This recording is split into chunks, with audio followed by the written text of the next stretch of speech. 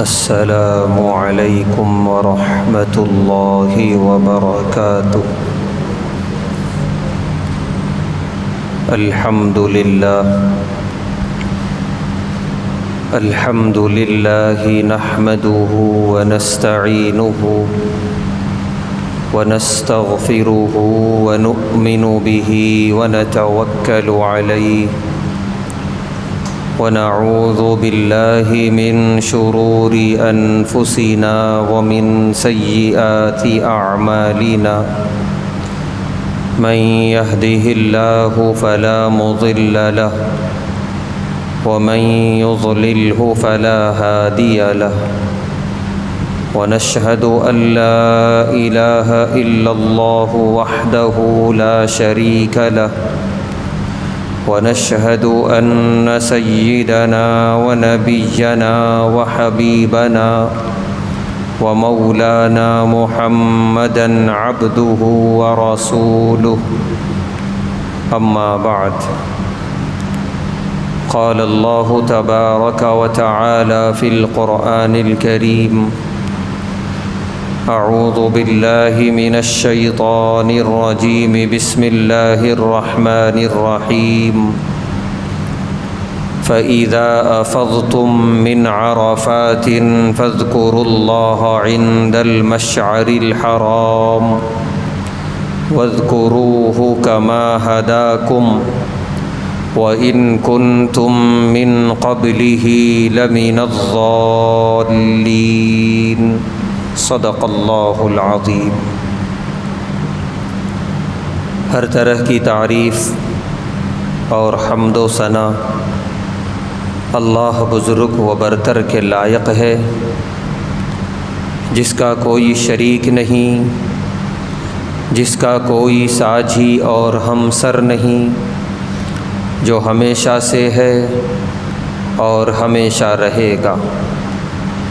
بے شمار درود و سلام نازل ہوں اللہ کے آخری پیغمبر جناب محمد الرسول اللہ صلی اللہ علیہ وسلم پر اور آپ کے تمام صحابہ اور اہل بیت پر۔ محترم حضرات، آج کی تاریخ ماہ ذی الحج کی 9 تاریخ، جو اس عشرہ ذی الحج میں سب سے بابرکت تاریخ اور بابرکت دن ہے، اور آج کا یہ دن الحمدللہ جمعہ کے دن کی شکل میں ہم پر سایہ فگن ہے۔ آج کا دن رحمتیں اور برکتیں لوٹنے کا دن ہے۔ آج کا دن مغفرتیں اور اللہ تعالیٰ کے فضل و کرم کو لوٹنے اور سمیٹنے کا دن ہے۔ لہٰذا آج کا دن روزے کی حالت میں عبادتوں کے ساتھ، ذکر و اذکار کے ساتھ، تکبیرات کے ساتھ، توبہ اور استغفار کے ساتھ گزاریں۔ پھر یہ نوبت اور یہ موقع بار بار نہیں آتا۔ اللہ ہم سب کو اس دن کی برکتیں اور مغفرتیں نصیب فرمائے۔ اس دن کے بارے میں پیارے نبی صلی اللہ علیہ وسلم نے ارشاد فرمایا کہ ماہ ذی الحج کی جو 9 تاریخ ہے، جو یوم عرفہ کہلاتا ہے، اس دن شیطان جتنا شرمندہ ہوتا ہے، پورے سال میں کسی دن اتنا شرمندہ نہیں ہوتا۔ اس کی وجہ یہ محدثین نے بیان فرمائی کہ اس دن اللہ تعالیٰ اتنی زیادہ مغفرتیں فرماتے ہیں، اتنی زیادہ رحمتوں اور برکتوں کی بارش نازل فرماتے ہیں کہ شیطان اپنی آنکھوں سے اپنی کی ہوئی محنتوں پہ پانی پھرتا ہوا دیکھتا ہے کہ آج کے دن عرفہ کے میدان میں یا کسی اور مقام پہ حجاج کرام ہوں، وہ حجاج کرام جنہوں نے زندگی میں گناہ کیے ہوں گے، غلطیاں کی ہوں گی، نافرمانیاں ان سے ہو گئی ہوں گی، اور صرف وہ حجاج کرام ہی نہیں بلکہ وہ مومنین جو حج کی سعادت سے مشرف نہیں ہوئے، اپنے وطن میں ہیں، اپنے دیار میں ہیں، انہیں بھی گزشتہ زندگی میں کچھ غلطی یاد آئی ہوگی، کچھ گناہ یاد آیا ہوگا۔ آج کے دن کی رحمتوں اور برکتوں کا فائدہ اٹھاتے ہوئے توبہ کرتے ہیں، استغفار کرتے ہیں، اللہ تعالی لا تعداد اپنے بندوں کی مغفرتیں فرماتے ہیں، ان کی زندگی میں کیے ہوئے گناہوں کو اللہ معاف فرماتے ہیں ان کے توبہ اور استغفار کی وجہ سے۔ تو شیطان یہ دیکھتا ہے کہ میں نے ایڑی چوٹی کا زور لگا کے اسے بہکایا تھا، اس سے فلاں گناہ کرایا تھا، اس سے فلاں نافرمانی کرایا تھا، اور بہت خوش ہو گیا تھا میں نافرمان بنا کے، گنہگار بنا کے، لیکن آج تو سب ختم ہو رہا ہے، آج تو سارے گناہ مٹائے جا رہے ہیں، آج تو ان نافرمانوں کو اپنے فرما بردار بندوں میں شامل کیا جا رہا ہے۔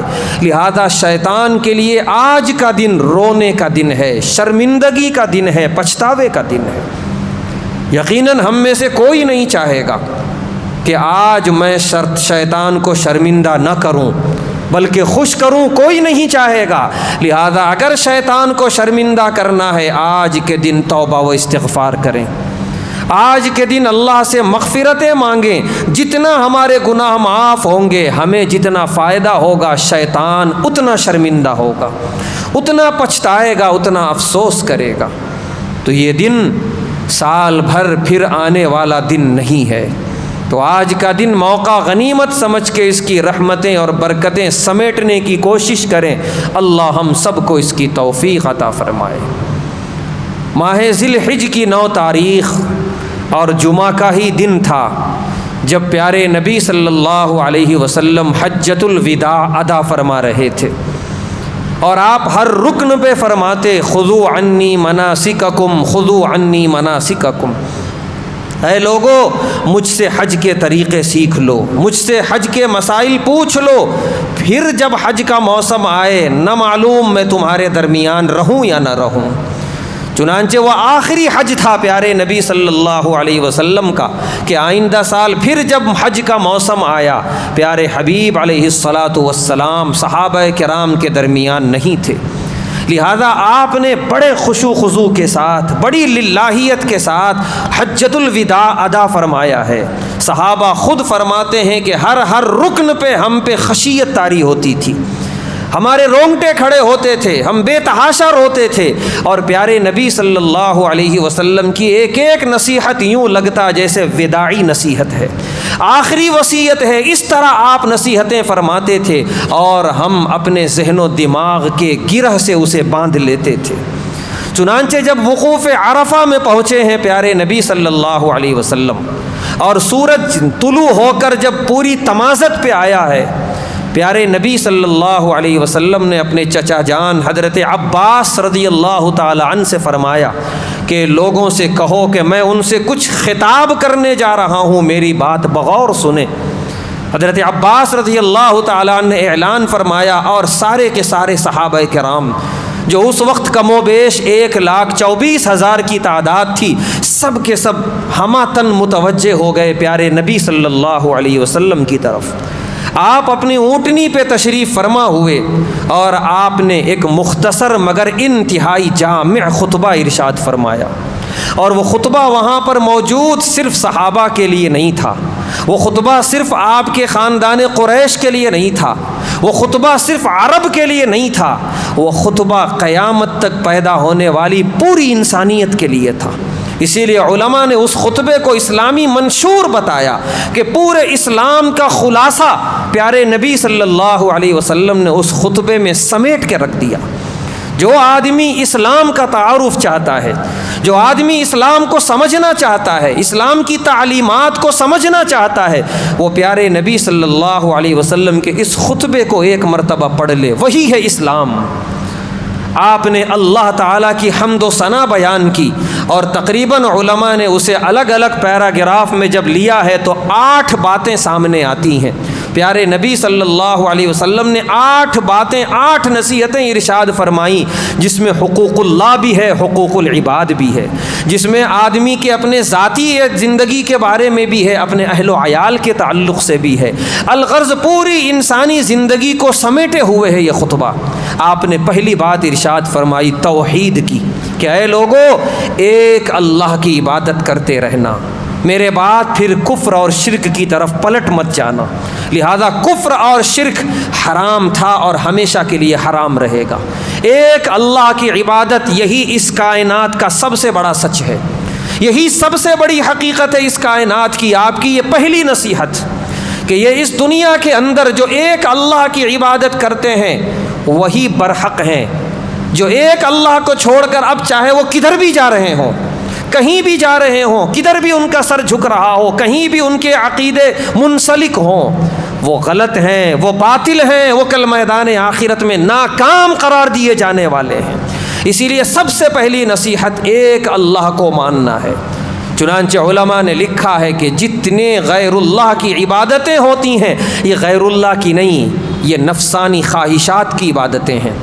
کہنے کو تو وہ فلاں کو خدا مان رہا ہے، فلاں کو اپنا سب کچھ مان رہا ہے، لیکن کر وہ رہا ہے جو اس کا دل کہہ رہا ہے، جو اس کی خواہشات کہہ رہی ہیں۔ بلکہ دنیا میں کتنے مذہب ایسے بنائے گئے ہیں جو خواہشات کی بنیاد پہ بنائے گئے ہیں کہ جو خواہش کہہ رہی ہے وہی مذہب ہے، نعوذ باللہ۔ اور جب انسان اپنی خواہشات کو اپنا رب بناتا ہے تو پھر کہنے کی ضرورت نہیں ہے، انسان وہاں جاتا ہے جہاں آج پہنچ چکا ہے۔ ایسے ایسے جرائم، ایسے شرمندہ کرنے والے واقعات پڑھے لکھے انسان یہ کام کر رہے ہیں، وجہ رب سے رشتہ نہیں ہے، اپنی نفسانی خواہشات سے ہے۔ اسی لیے پیارے نبی صلی اللہ علیہ وسلم نے فرمایا ایک اللہ سے جڑے رہنا، اس سے کٹو گے کہیں کے نہیں رہو گے۔ ایک اللہ سے جڑے رہیں گے، دنیا اور آخرت میں ہماری انشاءاللہ کامیابی ہوگی۔ دوسری نصیحت فرمائی پیارے نبی صلی اللہ علیہ وسلم نے کہ اے لوگو، جس طرح یہ دن محترم ہے، اور وہ دن تھا جمعہ کا دن، تاریخ تھی 9 ذی الحج عرفہ، اتنا قابل احترام دن۔ آگے آپ نے فرمایا پھر جس طرح یہ مہینہ محترم ہے، مہینہ ہے ماہ ذی الحج جو محترم مہینوں میں آتا ہے۔ پھر آپ نے آگے ارشاد فرمایا جس طرح یہ شہر محترم ہے، اور وہ شہر ہے شہر مکۃ المکرمہ، جسے ابراہیم علیہ السلام کی خصوصی دعا پر بلد حرم بنایا اللہ نے، محترم شہر۔ تو جس طرح یہ مہینہ محترم، یہ دن محترم، یہ شہر محترم، پیارے نبی صلی اللہ علیہ وسلم نے فرمایا یاد رکھنا آج کے بعد تمہاری جانیں اسی طرح محترم، تمہاری عزت و آبرو اسی طرح محترم، تمہارا مال و متاع اسی طرح محترم رہے گا۔ یہ پیارے نبی صلی اللہ علیہ وسلم نے اسلامی تصور دیا ہے۔ آج 1400 سال کے بعد دشمنان ایڑی چوٹی کا زور لگا رہے ہیں اسلام کو ایک دہشت گرد مذہب بتانے کے لیے، ایک خونخوار مذہب بتانے کے لیے، نعوذ باللہ ناکام کوششیں ہیں۔ لیکن پیارے نبی صلی اللہ علیہ وسلم کا یہ خطبہ، آپ کا پورا عملی نمونہ واضح، روشن، صاف شیشے کی طرح آیا ہے کہ اسلام نے جتنا امن کی بات کہی ہے دنیا کے کسی مذہب نے نہیں کہی۔ آپ کا سب سے طویل آخری خطبہ، خطبہ حجۃ الوداع میں آپ فرما رہے اس طرح ہے احترام انسانی جان کا، انسانی مال و متاع کا، انسانی عزت و آبرو کا، جیسے یہ دن محترم، یہ مہینہ محترم، اور یہ تاریخ محترم، یہ شہر محترم۔ تو اس لیے ایک دوسرے کے احترام کے ساتھ جینا، حقوق العباد کا ایک سمندر سمو دیا پیارے نبی صلی اللہ علیہ وسلم نے اس جملے کے اندر۔ اس سے بڑی تشبیہ اور نہیں دی جا سکتی تھی ایک دوسرے کے احترام کی، ایک دوسرے کے ساتھ حسن سلوک کی۔ یہ پیارے نبی صلی اللہ علیہ وسلم کا پیغام پوری انسانیت کے نام کہ آپ کا وہ ہے جو ایک دوسرے کا احترام جانتا ہے، آپ کا غلام اور آپ کا حقیقی امتی وہ ہے جو ایک دوسرے کے ساتھ حسن سلوک جانتا ہے، ایک دوسرے کے مال و متاع کی تحفظ جانتا ہے، ایک دوسرے کی عزت و آبرو کا تحفظ اور حفاظت جانتا ہے اور کرتا ہے، وہی آپ کا حقیقی معنوں میں امتی ہے اور آپ کا غلام ہے۔ اس کے بعد پیارے نبی صلی اللہ علیہ وسلم نے تیسری نصیحت فرمائی اد الامانہ، امانت ادا کرتے رہنا۔ بہت جامع جملہ پیارے نبی صلی اللہ علیہ وسلم کا کہ تم میں سے ہر کوئی امین ہے، ہر شخص امین ہے۔ ایک باپ ہے وہ اپنے پوری اولاد کا امانت دار ہے، ایک بھائی ہے وہ بڑا ہے، وہ اپنے تمام بھائی بہنوں کا امانت دار ہے۔ ایک استاذ ہے، وہ اپنے پاس پڑھنے والے تمام طالب علموں کا امانت دار ہے۔ ایک عہدہ دار ہے، وہ جس کرسی پہ بیٹھا ہے وہ کرسی کا بھی امانت دار ہے، اور اس کے ہاتھ کے نیچے جو رعایا جو عوام ہے اس کا بھی وہ امانت دار ہے۔ ایک بادشاہ پورے ملک کا امانت دار ہے۔ ایک کمانے والا، کسب معاش کرنے والا، وہ اپنی روزی روٹی کے تعلق سے امانت دار ہے۔ کچھ نہیں ہے، اپنے اعضاء کا امانت دار ہے، اپنی آنکھیں، اپنی زبان، اپنے کان، یہ سب اس کے پاس امانت ہے، یہ امین ہے اس شخص کا، ان اعضاء کا، سب کے بارے میں سوال ہونے والا ہے۔ پیارے نبی صلی اللہ علیہ وسلم نے صاف طور پہ فرمایا ہر طرح کی امانتیں ادا کرتے رہنا، خیانت والی زندگی مت گزارنا۔ آپ نے دوسرے موقع پہ ارشاد فرمایا لا ایمان لمن لا امانت لہ، جس کے پاس امانت داری کا جذبہ نہیں ہے اس کے پاس ایمان نہیں ہے۔ لہذا ہم اپنے پورے حقوق کی ادائیگی پر توجہ دیں، ہر کوئی امین ہے اپنے اپنی زندگی کے اندر۔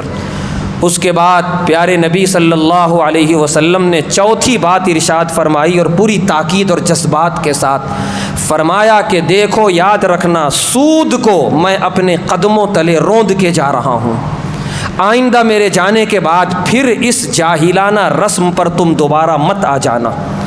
اور پیارے نبی صلی اللہ علیہ وسلم نے صاف طور پہ فرمایا کہ سودی لین دین آج کے بعد قابل لعنت ہے اور حرام ہے۔ لہذا آپ نے صاف طور پہ اس کو حرام قرار دیا کہ کسب معاش کے 1000 طریقے ہیں، ان میں سب سے بدترین طریقہ سودی طریقہ ہے۔ ایک آدمی جو سود کھاتا ہے، یہ ایک سود کی جب چین بنتی ہے پوری کی پوری، جیسے اس وقت دنیا میں بنا دی گئی ہے، تو ایک خود بخود دولت مالداروں کی طرف سمٹنا شروع ہوتی ہے، اور صرف مالدار نہیں، خاص قسم کے سود خور لوگ۔ اور یہ اللہ نے معیشت تقسیم کی ہے دنیا میں کہ ہر ایک کے پاس سے گزرے، ہر ایک مستفیض ہو۔ جس طرح اللہ کی ہوائیں ہیں، اللہ کا پانی ہے، سب کے لیے ہے، اسی طریقے سے یہ دولت بھی اللہ کی سب کے لیے ہے۔ لیکن انسان ایک ناجائز طریقہ سود کا ایجاد کر کے اس دولت کو ایک طرف جمع کرنا شروع کرتا ہے۔ دنیا میں معیشت غیر متوازن ہوتی ہے، جو سود خور ہیں ان کے پاس جمع ہو رہی ہے دولت، جو غریب ہے وہ غریب تر ہوتا جا رہا ہے۔ اس ناجائز چین کا نقصان یہ ہوتا ہے کہ وہ دولت جو اور جگہ گھوم کے آنا تھا غریبوں کے پاس، وہ یکسر ایک طرف جمع ہونی شروع ہوتی ہے۔ اسی لیے 1 درہم سود کا کھانا یہ تمام غریبوں کے ساتھ ظلم ہے، حق تلفی ہے۔ پیارے نبی صلی اللہ علیہ وسلم نے فرمایا 1 درہم 33 مرتبہ بدکاری کرنے کے برابر ہے۔ نعوذ باللہ من ذالک۔ کیا وجہ ہے آخر؟ چوری ہے، ڈکیتی ہے، بہت بڑا گناہ ہے، اس کی سزائیں بھی بہت بڑی ہیں، ہاتھ کاٹ دو وغیرہ، لیکن یہ وعید آپ نے نہیں ارشاد فرمائی۔ جس کا مال چوری کیا اسی پر ظلم ہوا ہے، جس کے ساتھ ڈاکے کا معاملہ کیا اسی کے ساتھ ظلم ہوا ہے۔ لیکن ایک آدمی جب سود کھاتا ہے، خالی جس سے سود لیا اس پر ظلم نہیں ہے، یہ پورے کے پورے نظام کے خلاف بغاوت ہے، جو اللہ کا معیشت کا نظام ہے۔ نہ جانے کتنے غربا کا اس پر حق تھا، وہ دولت کو کہاں کہاں گھومنا تھا، ناجائز طریقے سے سود کے طریقے پر ایک جگہ کے جمع ہو گئی سود خور کے پاس۔ لہذا پیارے نبی صلی اللہ علیہ وسلم نے اسی لیے اتنی شدید وعید اس میں بیان فرمائی، 33 مرتبہ بدکاری کے برابر گناہ۔ اللہ ہم سب کی حفاظت فرمائے۔ لہذا آج کا دن رحمتیں، برکتیں، مغفرتیں سب کے لیے، سود خوروں کے لیے نہیں۔ اتنی شدید لعنت فرمائی پیارے نبی صلی اللہ علیہ وسلم نے عرفات کے میدان میں۔ آج بھی سود خور یہ امید لگا کے بیٹھے کہ مجھے بھی مغفرت ملے گی، میں بھی رحمت کے سائے میں آؤں گا، یہ خام خیالی ہے۔ پہلے جن کے پیسے کھایا ہے سب واپس کرے، یہ بھی ضروری ہے، خالی توبہ اللہ سے بات بننے والی نہیں ہے، حقوق العباد ہے، جہاں سے لیا ہے وہاں پہلے پورے پیسے واپس کرے، ان سے معافی مانگے کہ میں نے تم پر ظلم کیا، اس کے بعد وہ اللہ کے دربار میں آ کے توبہ کرے، تب جا کے معاف ہونے والا ہے۔ اسی لیے بدترین گناہ سود کے سائے سے بھی اللہ ہم سب کی حفاظت فرمائے۔ اس کے بعد پیارے نبی صلی اللہ علیہ وسلم نے 5ویں بات ارشاد فرمائی کہ لا یقتل بعضکم رقاب بعض، کہ دیکھو میرے جانے کے بعد ایک دوسرے کی گردنیں نہ مارنے لگنا، قتل و غارت گیری کا ماحول نہ گرم کرنا۔ پیارے نبی صلی اللہ علیہ وسلم نے ایک ایسے معاشرے میں آپ مبعوث ہوئے جو معاشرہ قتل و غارت گری کا مرکز بنا ہوا تھا، لیکن پیارے نبی صلی اللہ علیہ وسلم نے ایسا امن قائم فرمایا، نہ صرف عرب میں بلکہ پوری دنیا کے اندر۔ اب آپ نصیحت فرما رہے ہیں عرفات کے میدان میں اس ماحول کو برقرار رکھنا، پھر پلٹ مت جانا دور جاہلیت کی طرف، پھر ذرا سی بات پہ ایک دوسرے کی گردنیں نہ مارنے لگنا، یہ بھی قابل لعنت ہے، بدترین گناہ ہے۔ بلکہ سورہ نساء میں اللہ نے قتل کے بارے میں فرمایا فَجَزَاؤُهُ جَهَنَّمُ خَالِدًا فِيهَا، کہ قاتل کا بدلہ جہنم ہے، اس میں ہمیشہ ہمیش رہے گا۔ حضرت عبداللہ ابن عباس رضی اللہ تعالیٰ عنہ جو مفسر قرآن ہیں وہ کہتے ہیں کہ یقیناً رہے گا ہمیشہ ہمیش جہنم میں، چاہے وہ دنیا میں ایمان والا رہا ہوگا۔ اس کا ایمان کس کام کا کہ وہ ایک دوسرے پر قاتلانہ حملے سے اس کا ایمان نہیں روک سکا۔ یہ تو انسانیت کے خلاف گری ہوئی بات ہے۔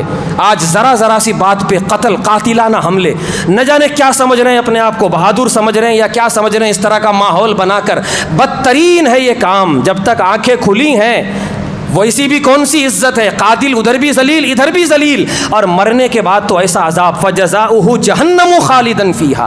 اسی لیے تصور میں بھی نہ لائیں، تصور میں تو ہمیں وہ لانا ہے جو آپ نے شروع میں نصیحت فرمائی، احترام، حسن سلوک، لیکن اگر کسی سے اختلاف بھی ہو گیا تو اس کی ایک حد ہو اور اس کا ایک وقت ہو، پھر اس کے بعد صلح صفائی کر کے بات بنا لی جائے، نہ یہ کہ اس کو اتنا بڑھا دیا جائے کہ ایک دوسرے کے ساتھ قتل و غارت گری کا معاملہ ہو اور ہمیشہ ہمیش کے لیے جہنم میں شیطان کا ساتھ نصیب ہو۔ اللہ ہم سب کی اس سے حفاظت فرمائے۔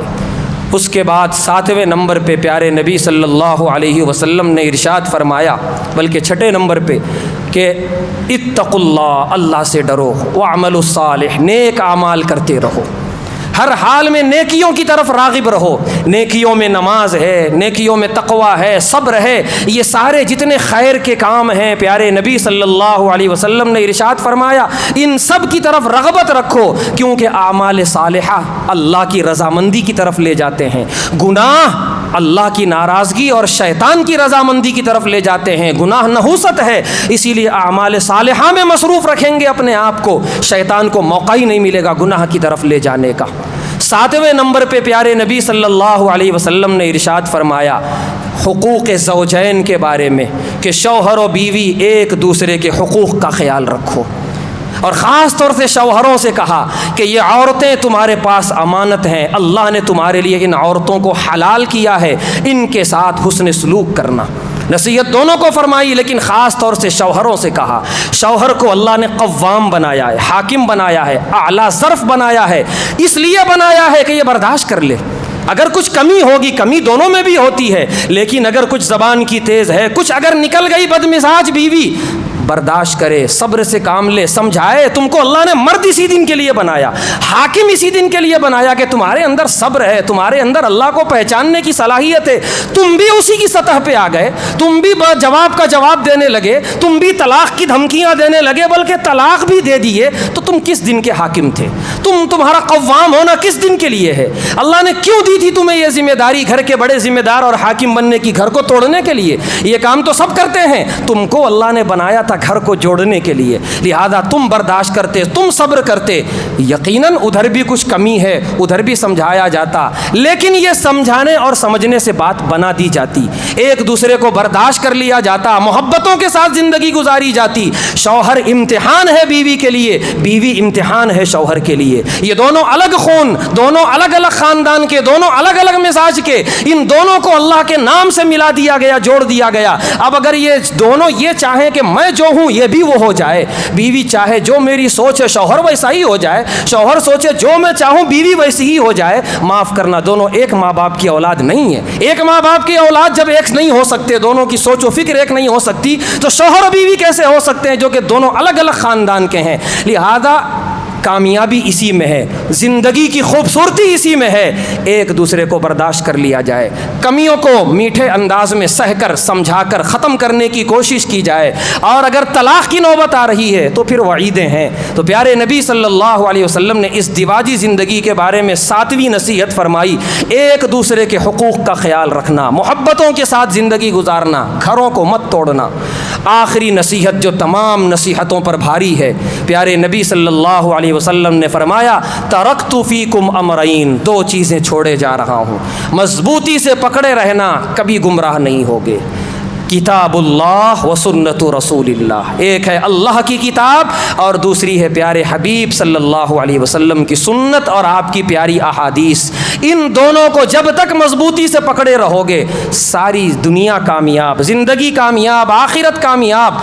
کوئی تمہیں نہ بہکا سکتا ہے، نہ تمہیں گمراہ کر سکتا ہے اور نہ تمہیں جنت کے راستے سے ہٹا سکتا ہے۔ ہاں اس سے ہٹو گے قرآن اور حدیث سے تو پھر اس بات کی کوئی گارنٹی نہیں ہے، کوئی ضمانت نہیں ہے۔ لہذا یہ آخری ہماری زندگی میں فیصلہ ہونا چاہیے، اس کے بعد اب کوئی فیصلہ نہیں۔ قرآن اور حدیث نے جسے حق کہہ دیا، حلال کہہ دیا، وہی صحیح ہے، جسے غلط کہہ دیا، ناجائز کہہ دیا، حرام کہہ دیا، وہ صبح قیامت تک غلط ہے، چاہے پوری دنیا کرے وہ کام، ہمیں اس سے کوئی مطلب نہیں ہے۔ جو اللہ نے فرما دیا، پیارے حبیب صلی اللہ علیہ وسلم نے فرما دیا، وہی برحق، اسی کو سینے سے لگانا ہے، اسی سے چمٹنا ہے، اور جس سے آپ نے منع فرما دیا اس سے ہمیں کوئی تعلق نہیں رکھنا ہے، اس سے دوری اختیار کرنا ہے۔ یہ زندگی کی وہ نصیحت ہے کہ اس کو اگر اپنا لیا جائے تو پچھلی 7 نصیحتوں پر عمل آسان، دنیا بھی آسان اور انشاءاللہ اللہ نے چاہا تو آخرت بھی آسان۔ یہ 8 نصیحتیں پیارے نبی صلی اللہ علیہ وسلم نے عرفہ کے میدان میں